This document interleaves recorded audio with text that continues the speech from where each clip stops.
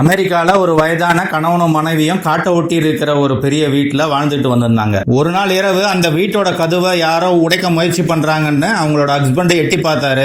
5-6 திருடர்கள் அந்த வீட்டோட கதவை உடைக்க முயற்சி பண்ணிட்டு இருக்காங்க. பயந்து போய் உடனே அவரு போலீஸ்க்கு கால் பண்ணாரு. என்னோட வீடு இந்த பகுதியில இருக்கு, என்னோட வீட்டை திருடர்கள் உடைக்க முயற்சி பண்ணிட்டு இருக்காங்க, சீக்கிரமா வந்து எங்களை காப்பாத்துங்கன்னாரு. போலீஸ் அதை அமைதியா கேட்டுட்டு, இது ரொம்ப ஒதுக்குப்புறமான பகுதியா இருக்கு, எங்க கிட்ட பெரிய போலீஸ் டீம் இல்ல, நாங்க வரத்துக்கு எப்படியும் 30 நிமிஷம் அது வரைக்கும் எப்படியாவது சமாளிங்கன்னாங்க. இவரு எவ்வளவோ கெஞ்சி கேட்டாரு, ஆனாலும் போலீஸ் இப்ப எங்க கிட்ட ஆள் இல்லன்ட்டாங்க. போனை இவர் வச்சுட்டாரு.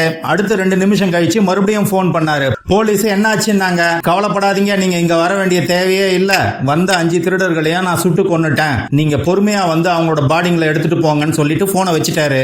மறுபடியும் போலீஸ் 2 தடவை போன் பண்ணி பார்த்தாங்க. இவர் போனே எடுக்கல. அடுத்த 2வது நிமிஷத்துல போலீஸ் காரு, ஆம்புலன்ஸ், ஹெலிகாப்டர் எல்லாம் அவரோட வீட்டை முற்றுகையிட்டாங்க.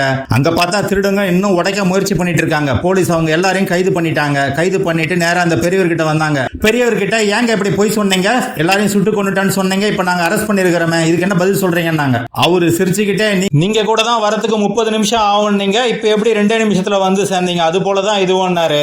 எப்பவுமே வயசானவங்க கிட்ட நாம ரொம்ப ஜாக்கிரதையா இருக்கணும். இந்த கதை உங்களுக்கு பிடிச்சிருந்தா வீடியோக்கு லைக் பண்ணுங்க, சேனலுக்கு சப்ஸ்கிரைப் பண்ணுங்க. தேங்க்ஸ்.